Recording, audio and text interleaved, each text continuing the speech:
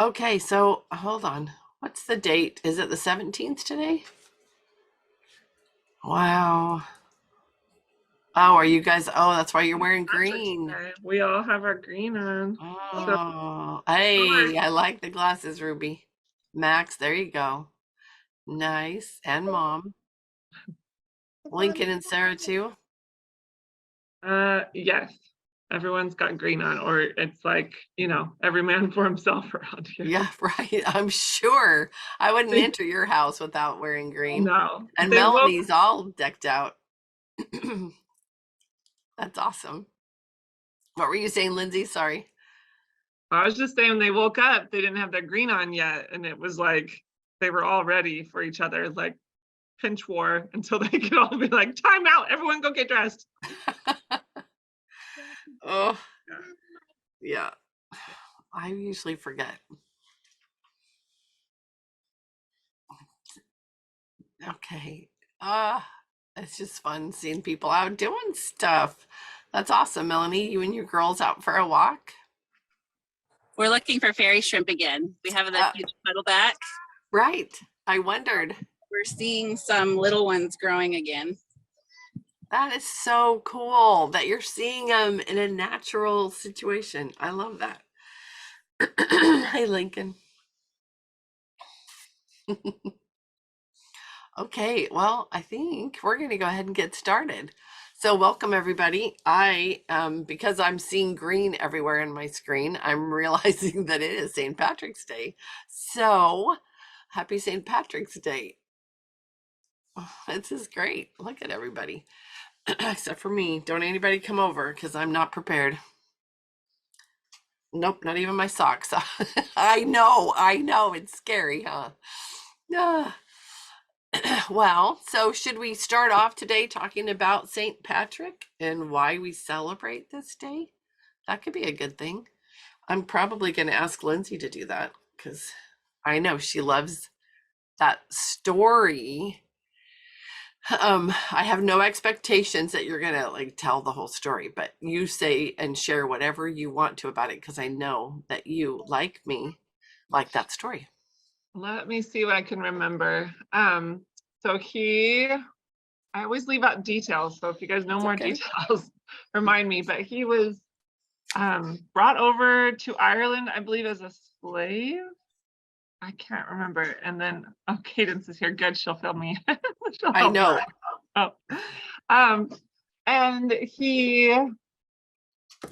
oh goodness, how did he get out of that? I forget what happened, how he ended up getting out of that. But then he wanted to teach the people there in Ireland about Christianity. He was trying to bring that to them, and he didn't have much luck. And then I think he figured out that if he started teaching the mothers would teach their families, and he started it that way and spread Christianity across Ireland.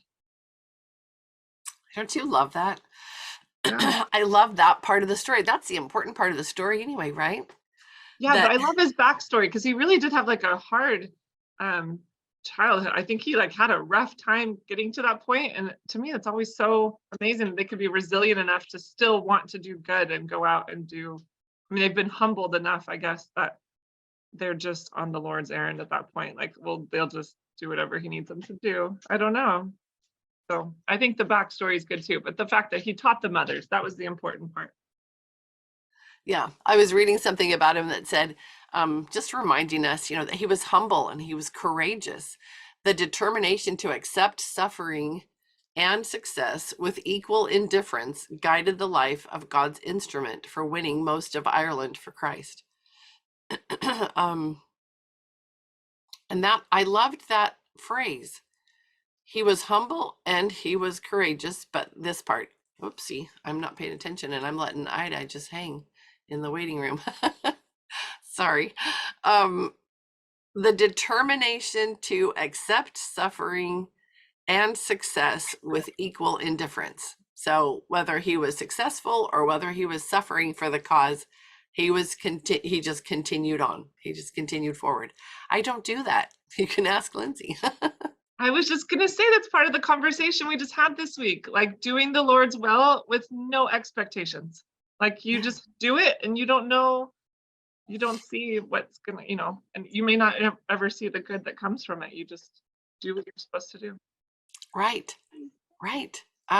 This is so good. It's that, like has been happening in the Mighty Network, these conversations about connections, connecting the things that you're learning to other things you're learning, and then to other things that are happening in your life.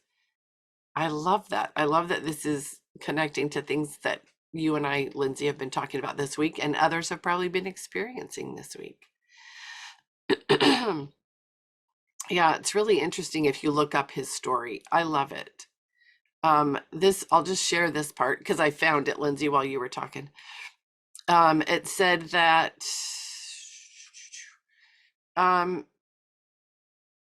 it said he may have been born in Scotland or England or Northern Wales. He called himself both a Roman and a Briton. At 16, he and a large number of his father's slaves and vassals were captured by Irish raiders and sold as slaves in Ireland, like Lindsay said. Forced to work as a shepherd, he suffered greatly from hunger and cold. Now, have any of you ever even begun to suffer from hunger or cold? I mean, cold, a little bit of hunger, but not the kind that they're talking about here, right? After 6 years, he escaped, probably to France, and later returned to Britain at the age of 22. His captivity had meant spiritual conversion. He was consecrated bishop at the age of 43, and his great desire was to proclaim the good news to the Irish, which is really interesting because who were the Irish? Those were the ones that had enslaved him, where he had been in those conditions of hunger and cold, suffering from hunger and cold. It says, in a dream vision, it seemed, and this quote, all the children of Ireland from their mother's wombs were stretching out their hands, end of quote, to him. He understood that vision to be a call to do mission work in Ireland.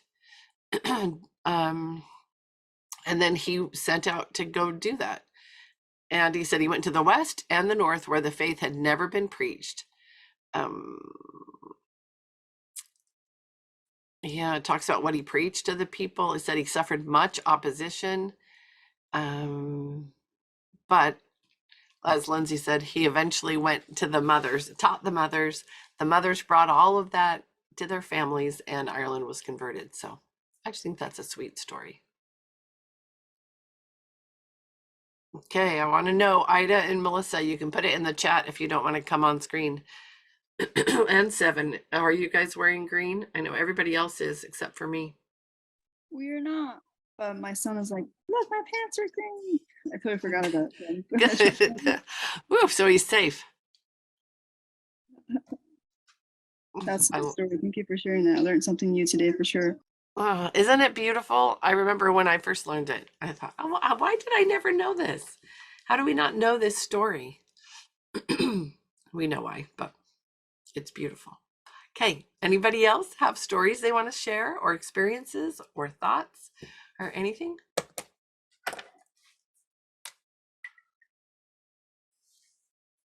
Oh, Ida just said that everybody in the house has green on except for her.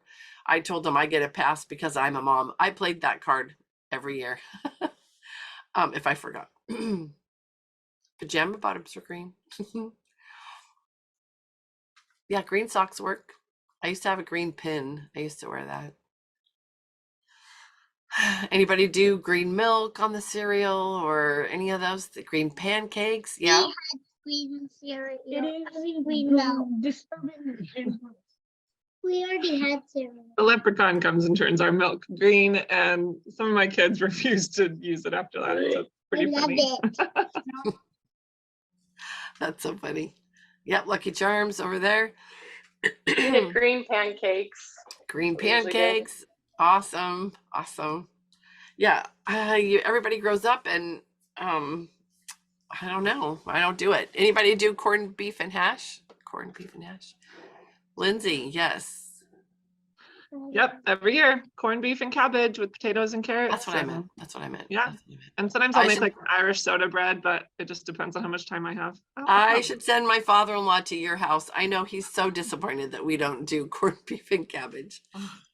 It's like my second favorite meal of the year after Thanksgiving dinner.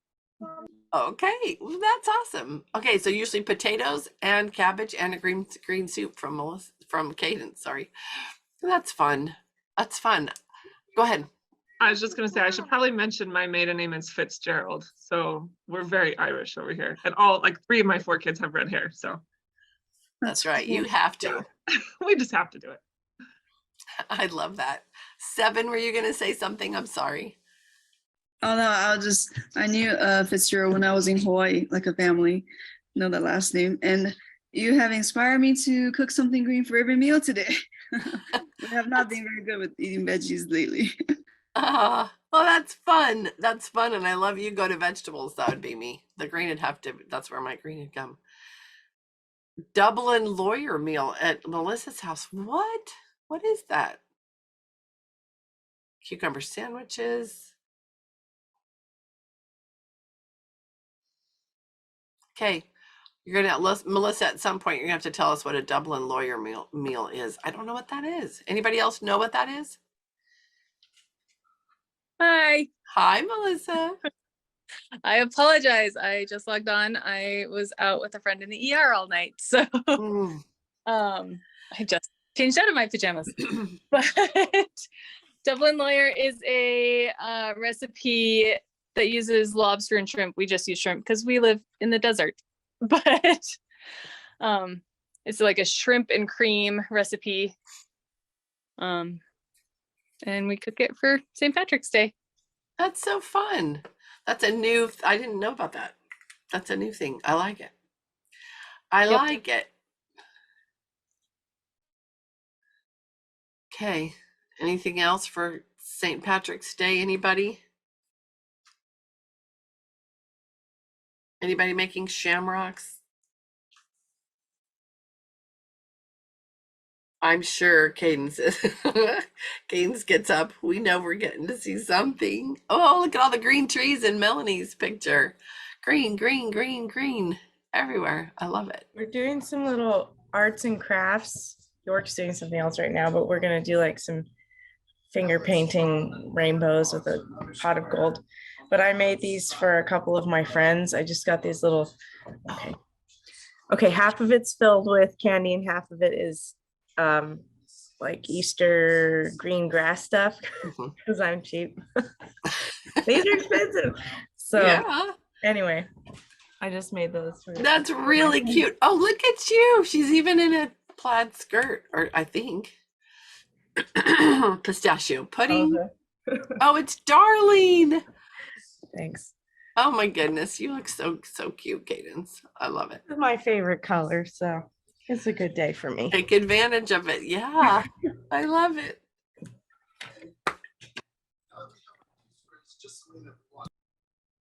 So fun. So much fun. Okay, you guys are doing great.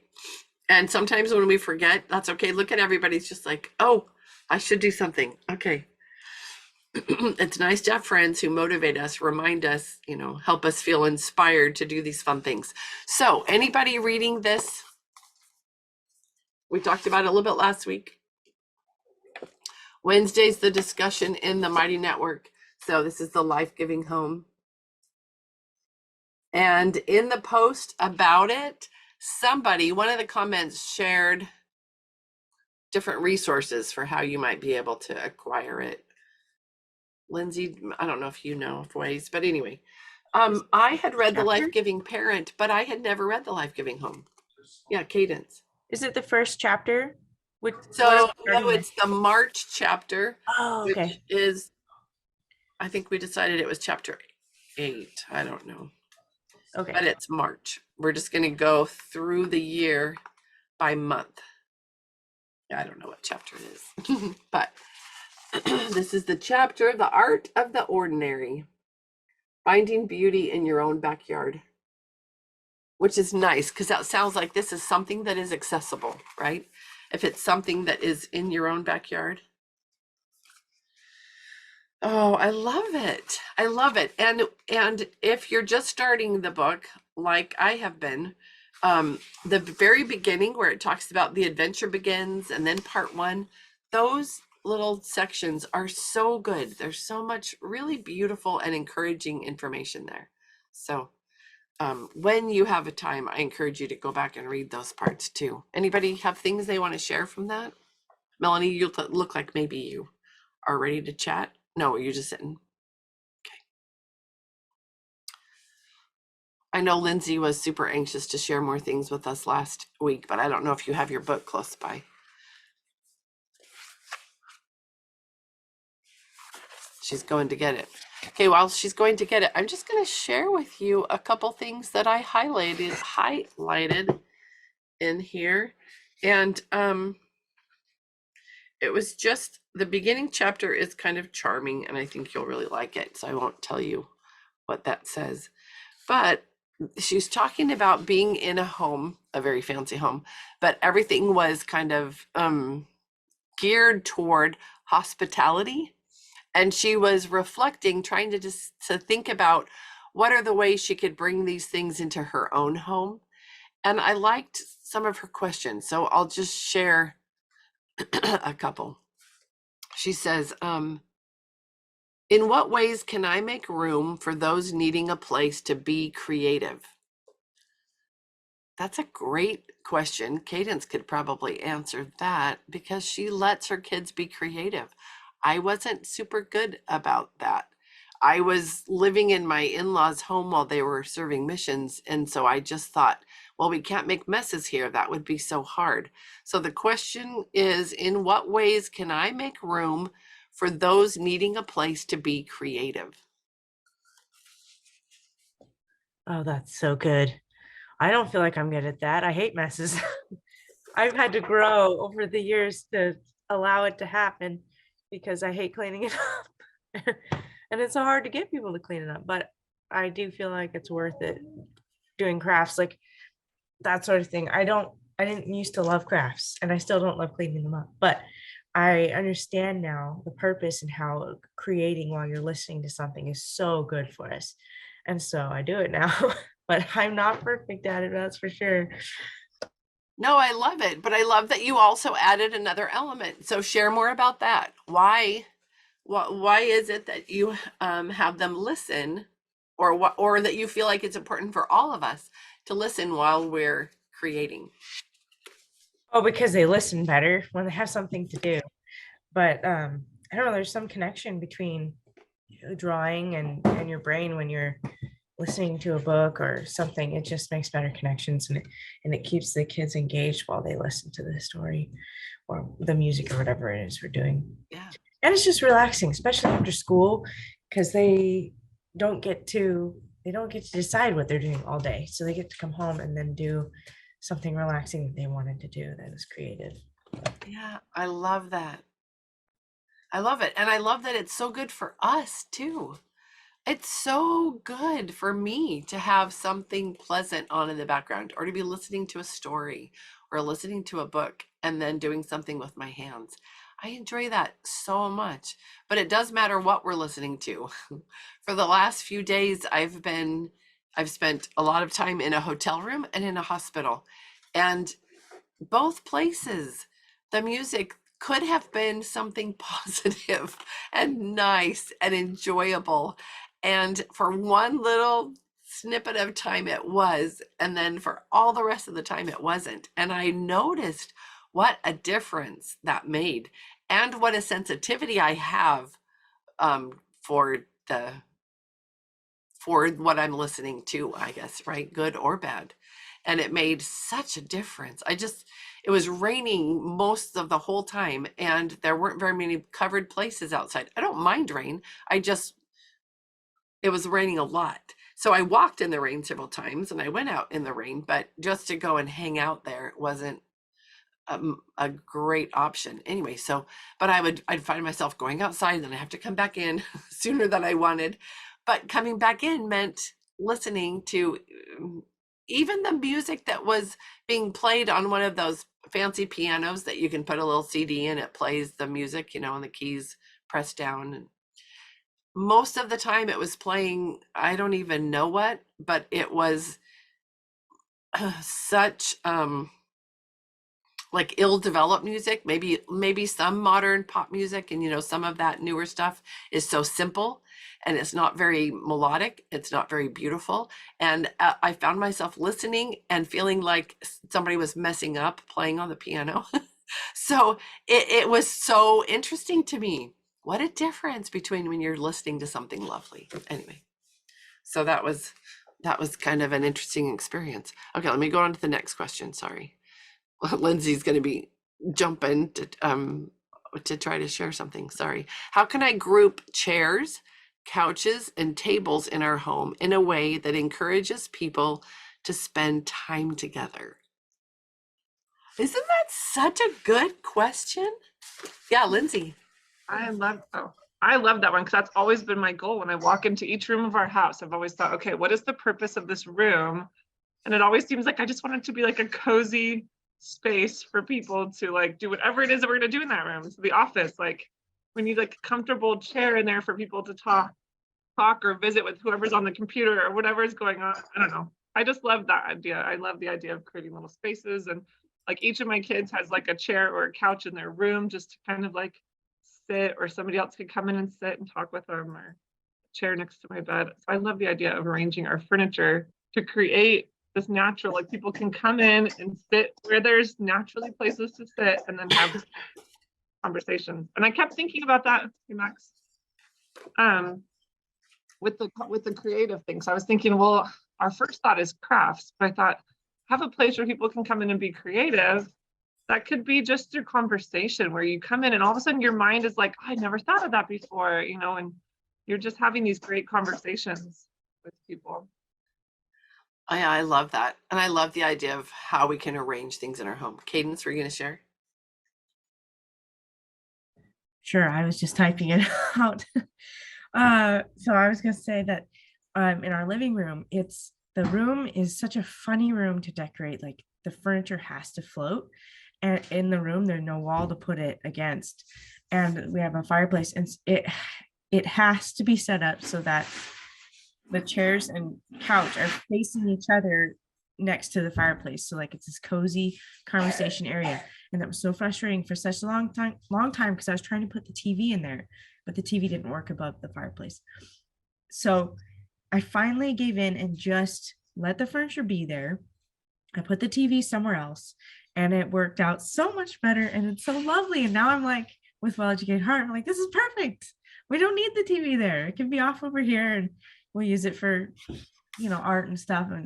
And so it's kind of like a picture frame there above the piano, and it works out really well. But I love this idea of how we arrange our furniture to make our home this place of creativity, conversation, and beauty. So I just love this topic. Yeah, I do too. And the added this, to encourage people to spend time together. That's so good. And we're often so limited in our resources to be able to do things like that because we're staying home with our families, and many of us, or we're trying to make ends meet, and that can be so hard. I was sharing with a friend after I read this comment this question, that when we were trying to set up our living room, we had a similar thing, Cadence. It was just a room that, well, you knew what you needed and what you wanted, but I had no idea. It was such an odd shaped room. And if I'd had money and gone out to buy furniture, I would never have chosen what happened in there. But because we were really tight and because I was just waiting till something came up, one day I had an impression to go on to go on Craigslist and look for sofa and something for that room. So I'm looking just for a sofa, and this thing comes up and it's 3 pieces, and I thought, and then there was another piece in with them all. Actually, I went to go look at the other piece, not those 3. I go out to the house, I look, I think, oh, I would love that, but that's not going to work, darn it. But the other 3 pieces, she said, well, do you want to come look at them? And I thought, no, not really. They were goldish sort of and a little fancy, and I didn't think I wanted that. Anyway, long story short, sofa, 2 love seats. That was the perfect thing. And because she was selling them for so cheap that I could afford them. And they're the perfect thing for that room. And I never would have done that. And it was just me buying them because they were so cheap, bringing them home, trying to figure out how in the heck do these fit in this room, and trying different things, and finally just giving in to listening to this little thought that came into my head. What if you did this? Because it was not anywhere in me to do this. So, and it's this lovely place to get together and sit, and it's just so nice, and it works in the room, and it allows the piano to be in there, and it's just perfect. So it makes a difference. Okay, and then Melanie shared, back to the music, her husband comments that every time we go to some restaurants and fast food places, that the music's terrible. She says, I know they use specific playlists with marketing issues in mind, but how interesting it would be to have a cafe with well-educated art and music. It would encourage people to stay and visit and be a community. And we're friends with this lovely, very traditional Italian family up the street, and they get together for meals. They get together from the very start of cooking the meal all the way through. So they're all hanging out, preparing the meal. Everybody's helping, or at least sitting around in the kitchen. And then all through the meal, they sit. They buy comfortable dining chairs because their goal is to sit around the table and visit while they're together, which I never ever thought about that. Mealtime was getting everyone fed and then getting it all cleaned up, right? Rather than encouraging this environment for people to linger, people meaning you and your family, to linger and spend that time together. Have you ever thought about that? Maybe you've been better about really using the family table as a positive in your in making connections. Any thoughts about that? One lady outside. Sally Clarkson also has a book called The Life-Giving Table. All about that. Okay, and I saw Caden's cheer for that book. So yeah, go ahead. Where are you? I don't know. Are you looking for something? Sorry, I have not read it and I really want to. I'm in the middle of her other book called, what is it? Oh, I can't remember. Anyway, hold on. I'm sorry. I give you guys all these opportunities to run and go get stuff. Woo, she's fast. Curious which one Waking is it? Wonder. Waking Wonder. That's one I'm Oh, reading. yeah. And it's taking me so long to get through it. It's gonna take me a year. Because every page is a gem. I'm just like soaking it in. Right. Oh, that's so good. I love that. I love her books. I've read The Life-Giving Parent. Did I already say that? I love that. Ida, having a table big enough for everyone has been a big deal for me. Yeah, I can't even imagine. That's a big, big table, my friend. Ida has a beautiful big table and it seats so many people. I've been there. It's lovely. She can have like a whole other family over and then her big family. It's so great. It's amazing. I love that. Yeah, Melissa. We have a covered patio in our backyard, and I was trying to figure out how to arrange things because it's a curved patio. Most furniture would be circular or rectangular, but ours is like ovally. And I was like, I don't know how to use this space. And we found on Marketplace, somebody's getting rid of a 14-foot table that was oval, like an old bank office meeting room table that has concrete pillars in the base. So like it is solid. And my kids dance on it like a stage, and we have people over in the summer and we just sit at this massive table because our house is tiny and we don't have room for that indoors. So now it gives you this outdoor space. So we don't entertain much in the winter, but in the summer we get to a lot more. That's awesome. That is wonderful. I love that things kind of come to us when we start expecting that to happen. Well, hello, my friend. Good to see your face. Oh, all right. So, Lindsay, I started off on those questions, but I don't want to spoil the whole thing for everybody. What do you have to share from that? Sorry, I know you guys are all dealing with little people too. I mean, And helping them spell Helping. things. yeah. I don't know. I mean, I didn't really have anything specific to share out of there. I love the questions that you were asking. It really made me just start thinking about those things. Well, you can answer this question then, Lindsay. I'll give this question to you first.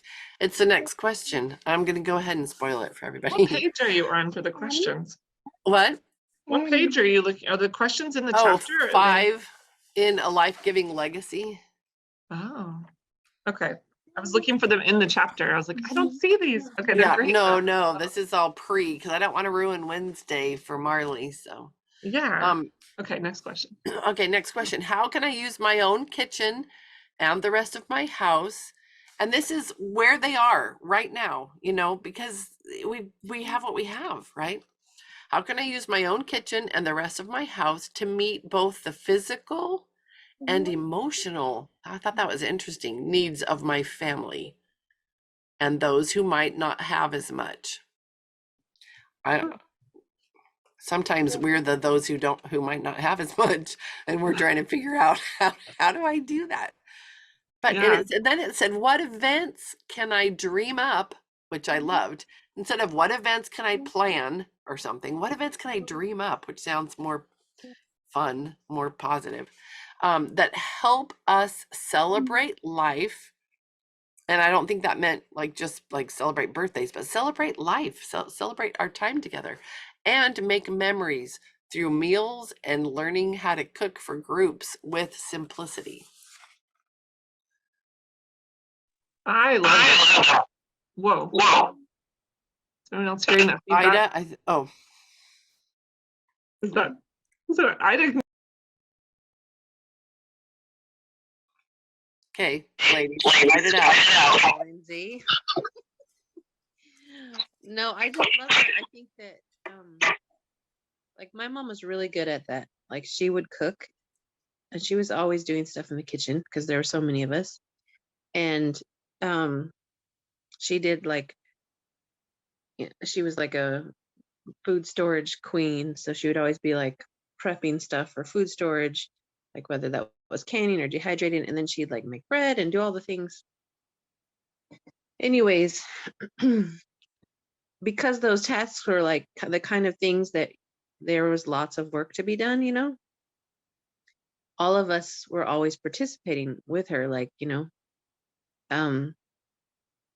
peeling apples or, you know, peeling the skin off the peaches or soaking them or whatever it was that needed to be done, you know. And so we're always, there was like all of us sitting around doing all these kinds of jobs. And we used to joke that my mom was really good at like finding sweatshop jobs for us kids to do.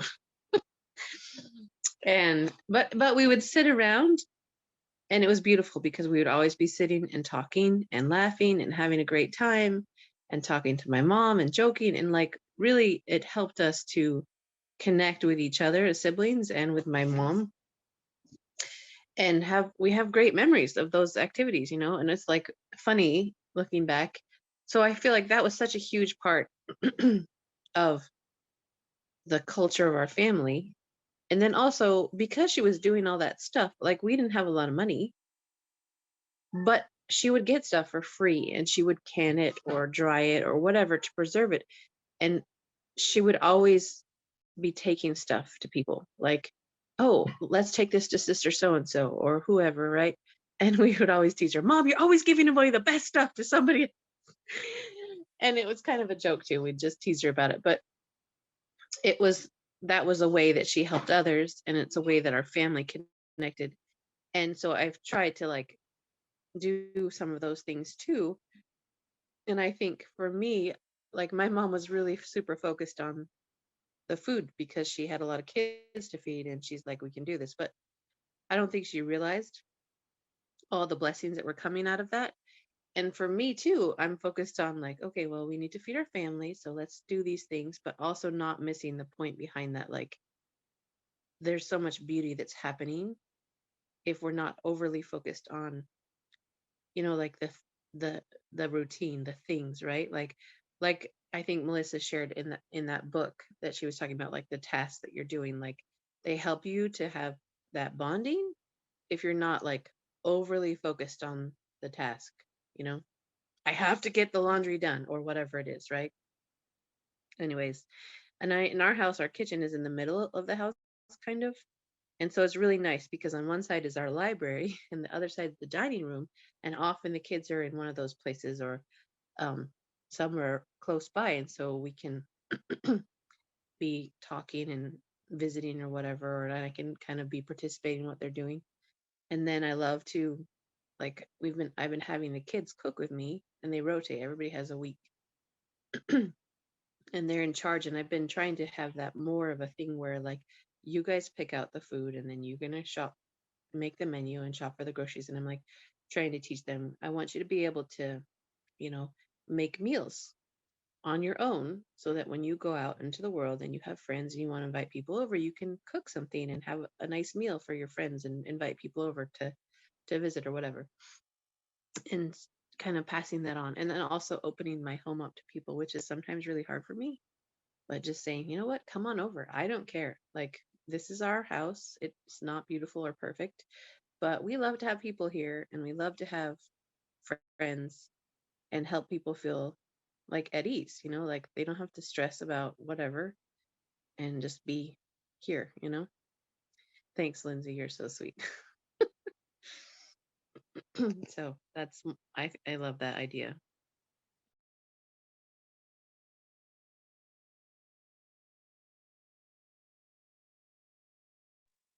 Lori, you're muted. Oh, sorry. I thought I was unmuted. You reminded me of a podcast, one of Marlene's podcasts, and I honestly couldn't tell you who it was about. I have no recollection of who the podcast was about, but it talked about how in their family, when they would do something together, the parents always designated one child to either recite or read to the family. So if they were cooking together, one member of the family was reading a book to them or reciting poetry, or if they were doing a puzzle, somebody was reading. And so they always had somebody reading and things to discuss while they were doing their work. And I just thought that was such a fun idea that maybe one day we'll implement in my house when my kids read better.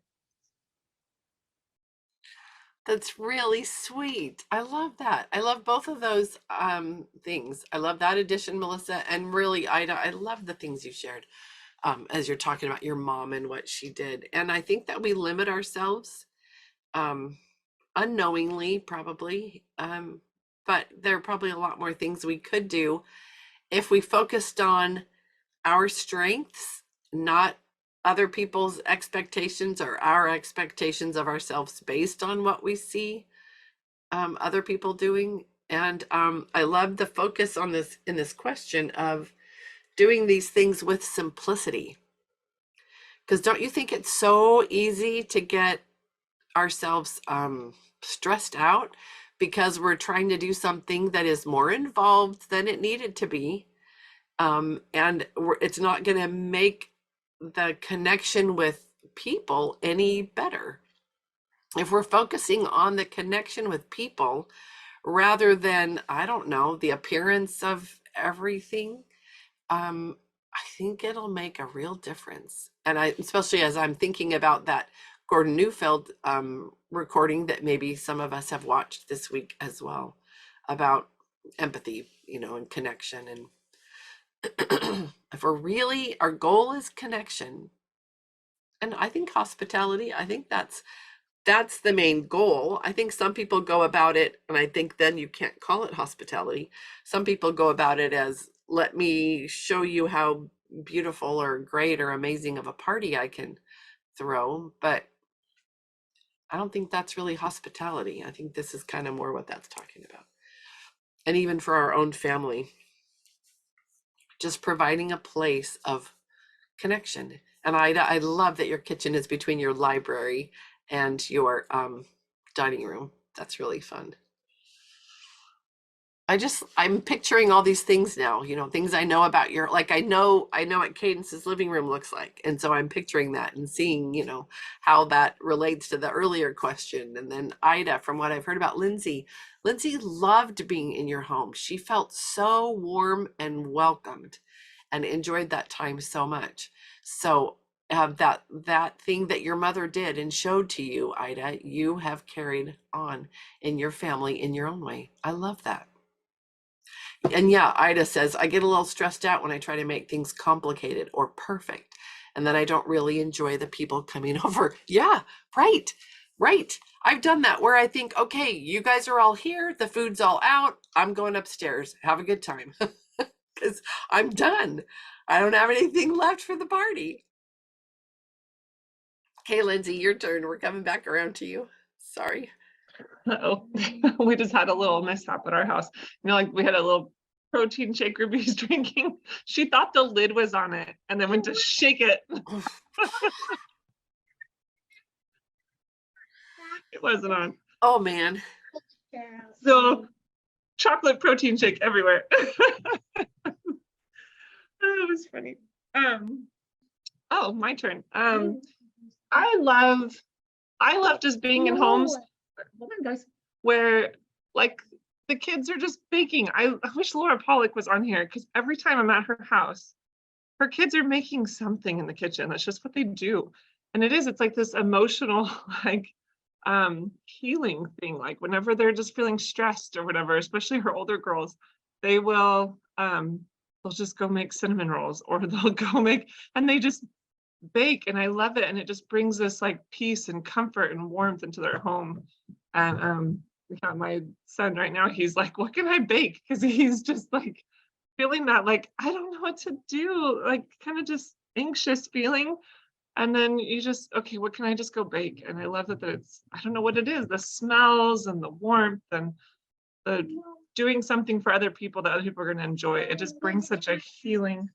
Yes, we do. It's so healing, I think, to just cook a pot of soup or bake a batch of cookies. I don't know what it is about it, that the kitchen has this healing power, and people tend to congregate in kitchens. When I go to Lori's house, she's always cooking something, and I just stand in her kitchen and just talk as she cooks. And it's, I don't know, it just feels so purposeful that the cooking is happening while we're visiting. It's just so nice. I think it's the connection to nourishing. I don't know, there's just something about that. A kitchen can feel like that. It can feel like this place to nourish and be nourished. And we can cultivate that in our homes. Even if we feel like I'm not a good cook, I'm not really comfortable in the kitchen. Okay, so you do your thing. I loved, it's not my style. Like I'm a cook from scratch, you know, kind of person. It's because I like doing that. I think it's fun. But I liked, there was a cooking show for a while, and she has books, and she's the favorite of one of my friends who does not like to cook.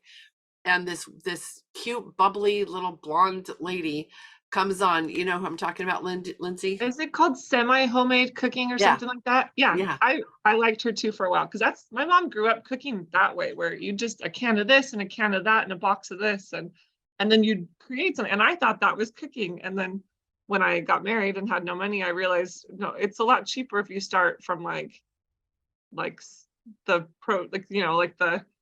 raw ingredients. What am I trying to say? So yeah, I realized that it depends on what kind of cooking you're going to do, but I love that. Right. And it makes it so simple, and it is fun, and it's quick and easy, and it works. Yeah, and you can feel like you're amazing in the kitchen when you don't love doing that, you know, but anything that is you, that reflects you and is your way of showing love and providing for an atmosphere of connection with those that come into your home or that live in your home. I just love that. So there are different ways for each of us to accomplish this. It shouldn't look the same. It definitely should not look the same, but it should help you achieve the goals that you have for your family and for people that come into your home? I also, go ahead. Yeah, go I ahead, was just to Liz. say one more thing about that, because I grew up, oh, I just was reading, I just comment that I was laughing about it. Yeah.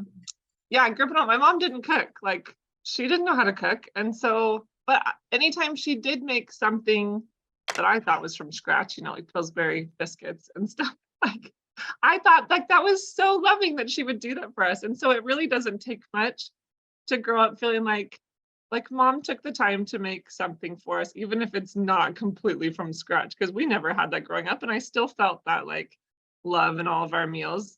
And there were certain things that, yeah, like I grew up just loving that were very, very simple to make. So it works. My sister, for a while when her kids were like, I don't know, it was like her fourth youngest, I should say. They were buying food like a ton. They were going out to eat. Can you hear me, Lori? Mm. Can you hear me now? Maybe my finger was blocking it. Anyways, so they would go out and get food to eat all the time. And her son, he's so funny. And he says to her, Mom, can you please just cook some real food? Like, I just want to have real food, like macaroni and cheese. So Cute. it was so funny. Like, that was like so like comforting to him compared to like going out to get cheeseburgers or whatever they would get, you know? And she was like, okay. Unfortunately, she took that like, oh my gosh, I'm a slacker. My child thinks homemade food is macaroni and cheese, you know, but still, it just goes to show kids are like, just make something. It's so awesome. Right. And it's the things that they know, the things that are familiar and comfortable, right?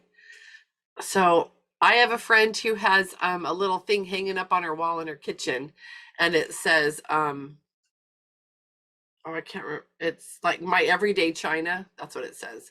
And it's the little thing that holds her paper plates, you know.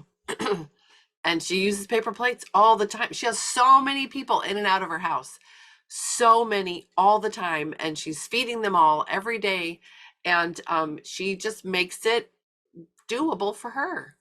And like when she would come and bring dinner to me, like when I had a baby or whatever, it would be going by the store on the way home from work and grabbing all of the components of an already cooked meal, you know, fried chicken from the deli and a salad bag and a thing of salad dressing and some cookies and ice cream, you know, whatever it was, and drop that off at my house. Did she bring me dinner? Yes, she did. Did she feed my family and make my life just so much better and help me feel loved? Yeah. Yep. And she picked it all up at the grocery store. I don't care where it comes from. I don't care how it was put together. I felt loved, right?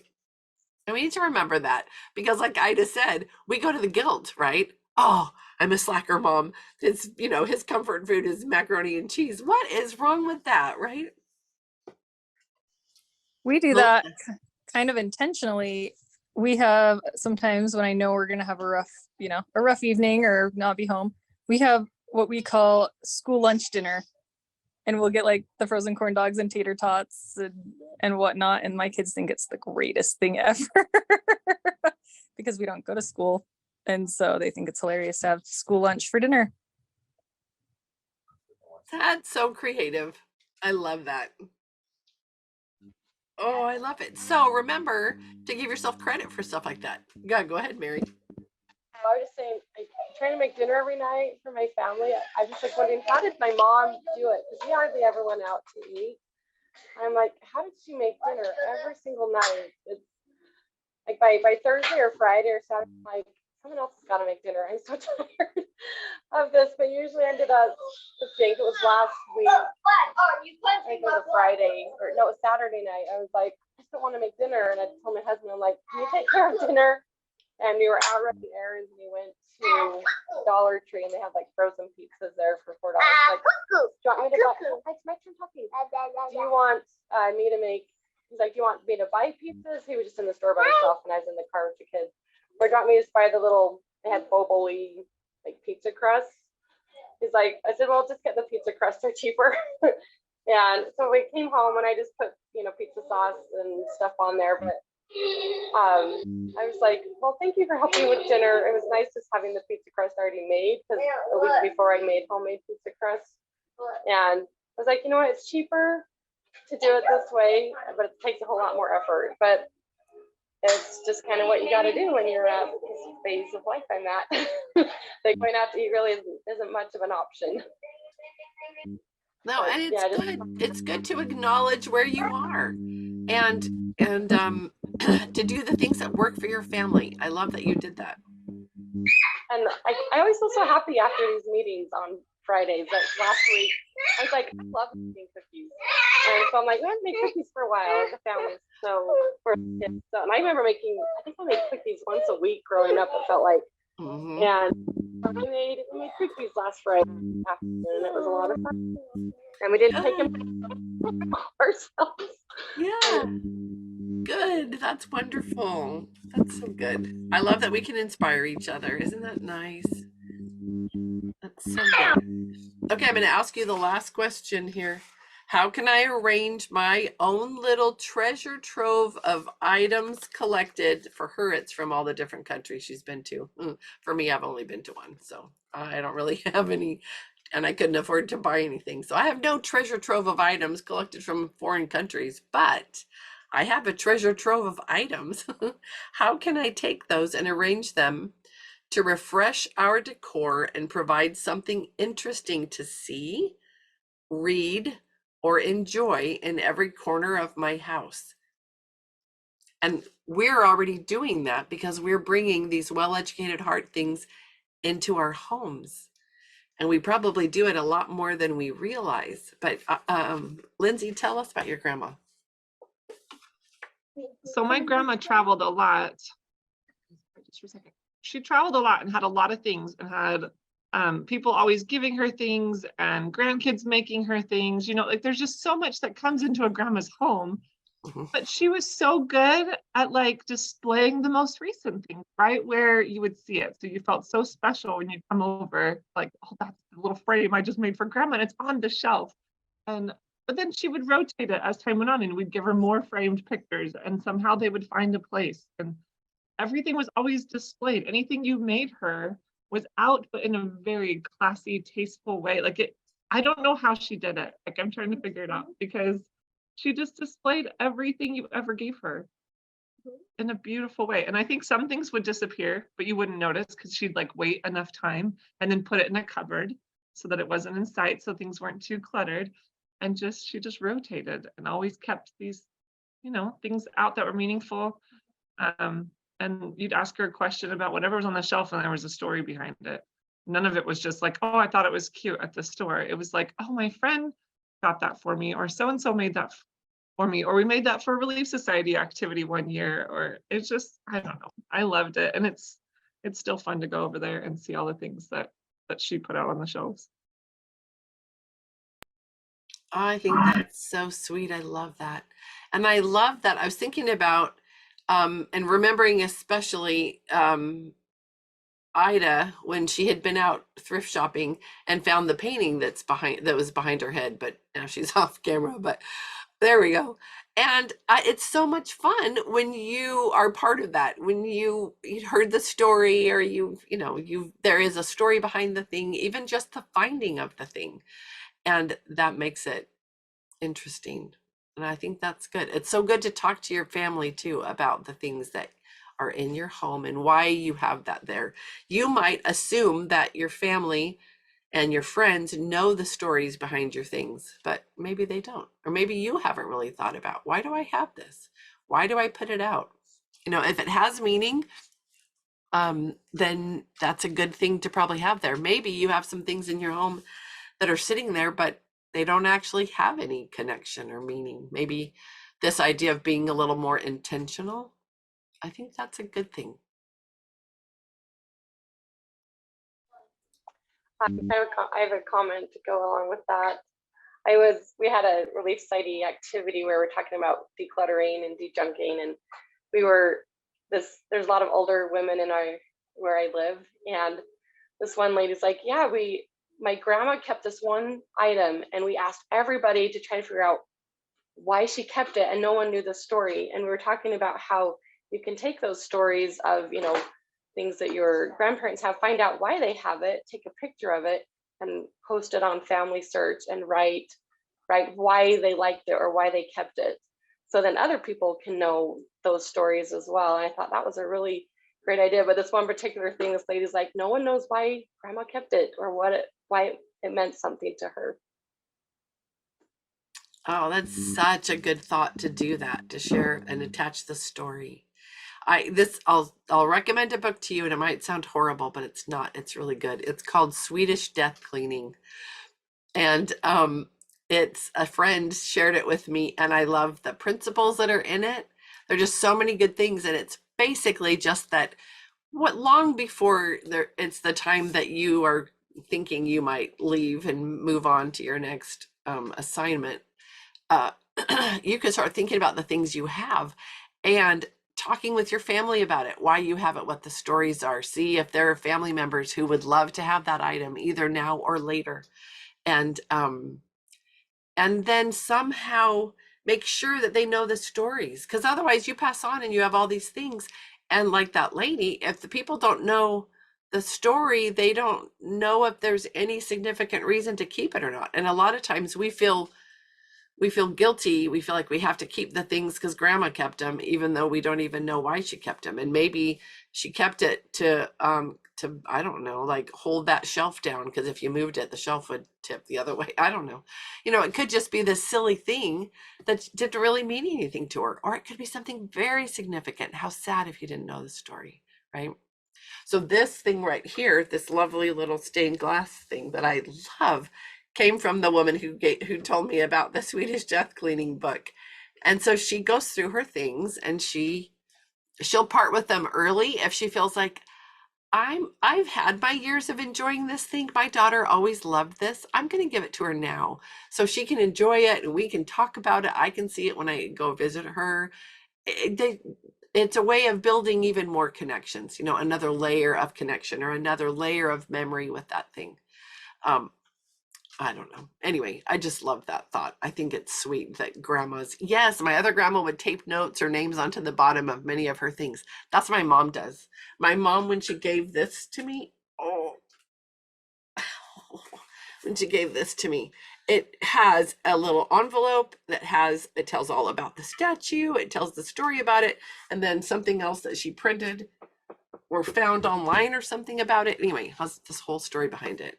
She gave me a chair that was my great aunt's, and I always loved it when I was little. It was at my grandma's house, and I would love to sit in it and read stories because it's a little person sized chair, you know, like I don't know, it doesn't matter.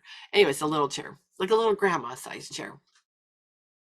And my mom had it recovered for me and gave it to me, but it had under the cushion a little note and a piece of the original fabric, which is what I remembered, but it had worn. And then a little note about my great aunt and a little story about how I used to love to sit in that chair, and then why she wanted to give it to me. So it's so nice to have things in your home that mean something. So often we don't have a lot of we don't think about the reason for things. Maybe the things that we're doing and the things that we have are intentional. But we should think about that so that we're feeling good about why we're doing the thing that we're doing, right? And then if there are some ways that you could do a few things a little more intentionally, then why not? But give yourself credit for the things that you are doing, the things that are making a difference, and that not just to everybody else, but to you, that make you feel good about what you're doing and who you are. Okay, I went over and I've been talking so much. I'm sorry. I need a Linnell who wants to do a wrap up of what we've been talking about today. Just a second. Okay, I'm gonna read the Thank last. you. Unless somebody else had something and I just butted in. I don't know. You're good. The last couple paragraphs of that March chapter. The wet, formless mud of March is the ground in which summer begins. In the damp days and gray days, amidst the wind and cold, the seeds of spring burrow deep into the wet, malleable earth to begin the growth that guarantees a season of trees and flowers, meadows and forests, and whole gardens of rich, lasting beauty. May your ordinary time and spaces be the same. No moment is useless, no day void when shaped by the creative power of love.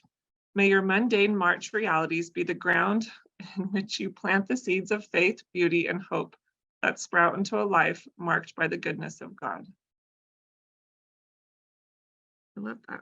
I love that. We're doing something useful every little moment. We're planting the little seeds of love and beauty and faith in our kids or whoever's around us, ourselves, as we just do those normal things, eat breakfast and read a book and look out the window. So I love that. Perfect. That was perfect, Lindsay. Thank you for sharing that.